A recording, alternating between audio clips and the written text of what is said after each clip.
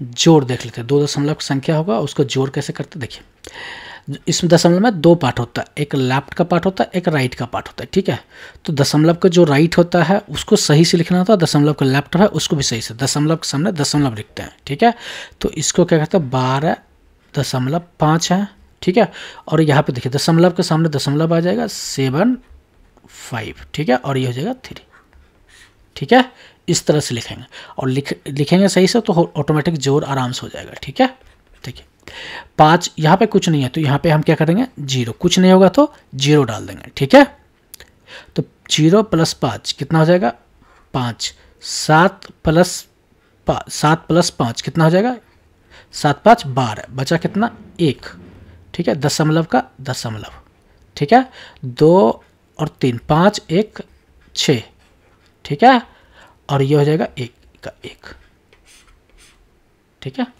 Same अगर यहाँ पे देखते हैं 0.6 और पॉइंट के सामने 0.4 5 और 2, ठीक है, कुछ नहीं है तो 0, तो 0 + 5 कितना हो जाएगा 0 + 5 कितना हो जाएगा 5, 6 + 4 6 + 4 कितना हो जाएगा 10, बचा कितना 1, दशमलव का दशमलव, ये दोनों दशमलव है तो दशमलव 0 + 2 कितना हो जाएगा 3, 2 और 1 3,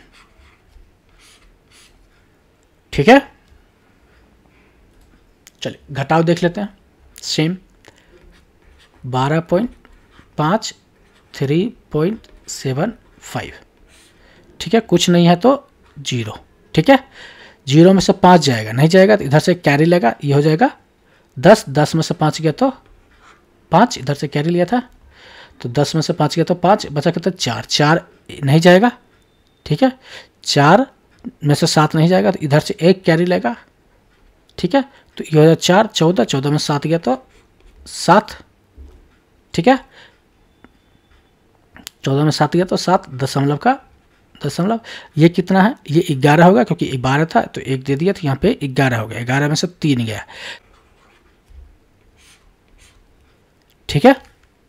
सेम अगर 9.6 है, ठीक है, और पॉइंट के सामने 0.45, अरेंजिंग सही से करेंगे तो ऑटोमेटिक हो जाएगा। घटाव करेंगे देखिए कुछ नहीं है तो 0 डाल दिया, 0 में से 5 जाए तो ये 5 हो जाएगा, 6 में से 4 जाएगा, 6 में 4 जाएगा, ठीक है, दशमलव का दशमलव हो जाएगा, और 9 में से 2 गया 7 हो गया,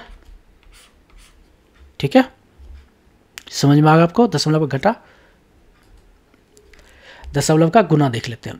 तो देखिए यहाँ पे क्या है 2.5 है, मल्टीप्लाई बाय यहाँ पे 12 है तो यहाँ पे 12 लिख दीजिए, चाहे यहाँ पे 12 लिख दीजिए, ठीक है। सिंपल है, इसको मल्टीप्लाई कर लेंगे, ठीक है, मल्टीप्लाई करेंगे 12 2 12 × 5 12 24 12 36 12 44 12 × 5 60 6, ठीक है, और 12 दूनी 24 और 6 30, ठीक है। अब देखिए यहाँ पे जोड़ेंगे कितने नंबर के बाद यहाँ पे दशमलव है 1 और 1 1 1 है तो यहाँ पर 2 2 होगा, 2 0 लेफ्ट से 2 नंबर जोड़ेंगे 1 2 2 के बाद दशमलव डाल देंगे, ठीक है, तो 3.00, ठीक है। समझ में आ गया आपको। तो ऐसे इसको जोड़ करते हैं, गुना करते हैं, सॉरी, अब इसको गुना करते हैं 0.6 और 0.4 को, ठीक है, 6 × 24।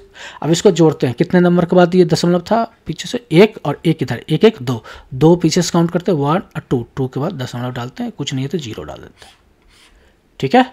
इस तरह से हम गुना करते हैं दशमलव का, ठीक है। दशमलव का भाग देख लेते हैं। देखिए भाग करते हैं तो ये हो जाएगा 1.5 मतलब 1.5 और ये होगा 4.5, ठीक है। दशमलव एक संख्या के बाद है और दूसरी संख्या के बाद है, ठीक है, मतलब एक ही संख्या किधर है लेफ्ट से इधर पे, एक संख्या इधर भी, तो 15 या 45 इसको ऐसे भी कर सकते हैं, ठीक है, ये हो जाएगा 0, ठीक है।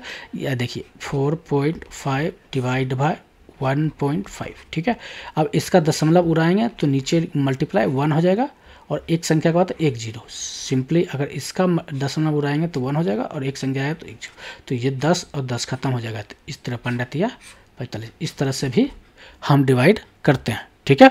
सिंपली इसका देख लेते हैं 0.08 डिवाइड बाई 0.072, यहाँ पे भी 2 संख्या के बाद है, यहाँ भी 2 संख्या के बाद दशमलव खत्म, तो 8 × 6 8 9 72 9 बार में आ जाएगा, ठीक है,